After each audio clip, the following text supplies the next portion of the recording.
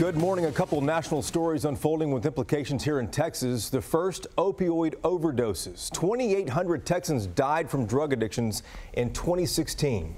Second, that Republican spending spree. The GOP is no longer penny pinching like it did during the Obama years. Congressman Michael Burgess, our guest this morning, a Republican from Denton County, and joining the questioning, as always, is Bud Kennedy of the Star-Telegram. Congressman, good to see you again. Good Sunday morning to you all. Good morning, Congressman. We appreciate Denton County and Northern Tarrant County. I appreciate you clarifying that. Absolutely. And from Pilot Point, too, right? Absolutely. But let's get into this spending bill that you guys passed on Thursday. It increases domestic spending by $128 billion, increases defense spending by another $160 billion. How do you justify the spending spree? Well, look, here's the problem. And House Representatives passed all 12 spending bills under the then spending caps in September, 6 months ago. Now, the fact that you've got to get 60 votes on an appropriations bill over in the Senate means that they've been immobile. They've been unable to do anything. Sure, we wanted those 12 bills that passed the House of Representatives last September. That's what I wanted to see go to the president's desk. That's what I wanted the president to sign. There was more money requested for the military along the way. Okay, fair enough, I get it. You want the arsenal of democracy to defend the world, you are going to have to pay for it. So those dollars were critically important.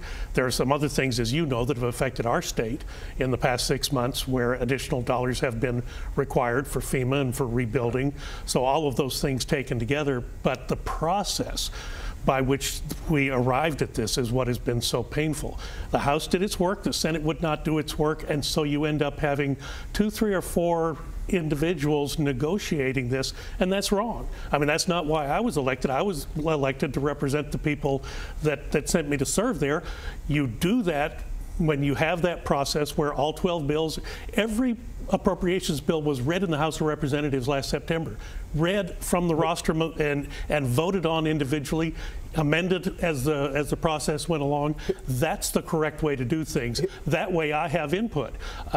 Yeah, the way this ended up was very, very difficult. He is, and I get that. Congressman, here's the thing, though. People look at this and see the GOP complained and complained and complained for 8 years. Don't spend any money, don't add to the deficit. And here the GOP is adding $128 billion to domestic spending, separate from the military and the raises over there. Well, I disagree with that number on domestic, but regardless of the number, regardless, it's increasing spending. Isn't there hypocrisy involved in that? Well, the difficulty is, you know, our #1 job is to defend the nation, right? Well, so General Mattis comes to us and says he needs $700 billion this year, $716 billion next year. How about the domestic spending, though? Well, and I would have been happy to give General Mattis every dollar that he required and leave everything else alone. But I don't get to do that. You have to pass a bill through the House, and then it's got to go over to the Senate, and you've got to get 60 votes. And there, Chuck Schumer was able to, he's basically weaponized the appropriations process. It's wrong. Everyone knows it's wrong, and that's what has to change. But until you get rid of that 60-vote threshold in the Senate for appropriations, it's going to continue to look like this. And then you have the other problem that we only control about 1/3 of the actual money that comes out through the budget. The actual dollars that Congress votes on is about 33%. The other is automatic spending on autopilot. Right. We also have to address that. You may remember we tried to do that a year ago on the repeal and replace bill, $800 billion of entitlement reform that was, again, rejected by the United States Senate. Passed in the House, rejected by the Senate. If you are not willing to tackle entitlement spending or mandatory spending, whatever you want to call it, if you're not willing to deal with that, it is impossible to dial it back. I get your concerns, the 60-vote threshold, but Republicans control both chambers and the White House as well, too. Nominally on the Senate side. I want to ask you about the bill, the spending, and you've got all this money that comes into your district.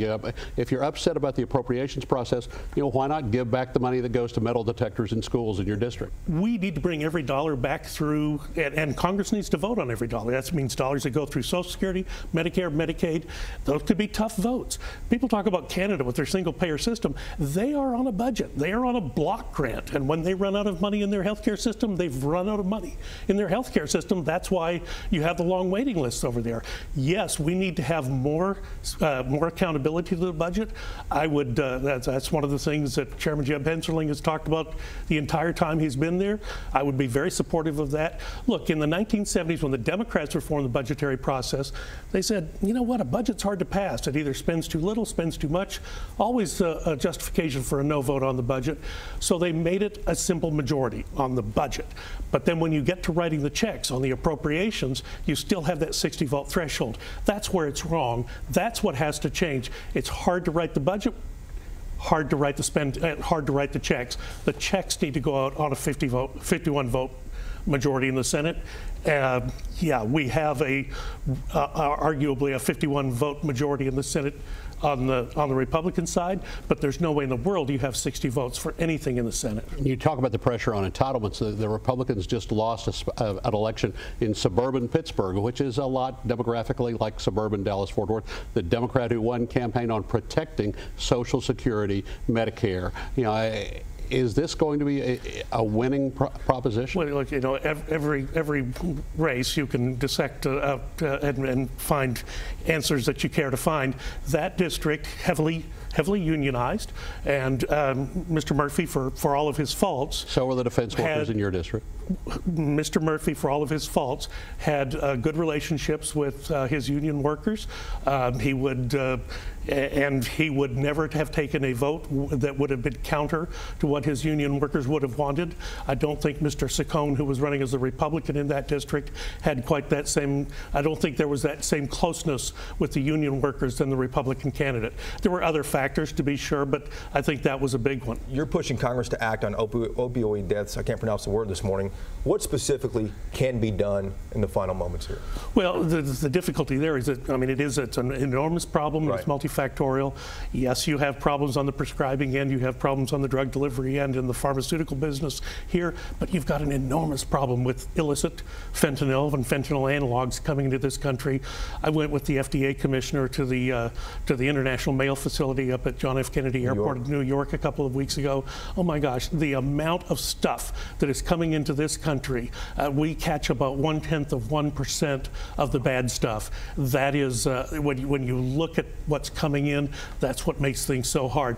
Do we have to do a better job on the prescribing end? Yes, we do. Do we have to do a better job on the enforcement end with the pharmaceuticals that are delivered to pharmacies? Absolutely we do. But we've really got to get a handle on what's coming into this country from overseas. Gotcha. Congressman Michael Burgess, good to see you again, sir. Thank you.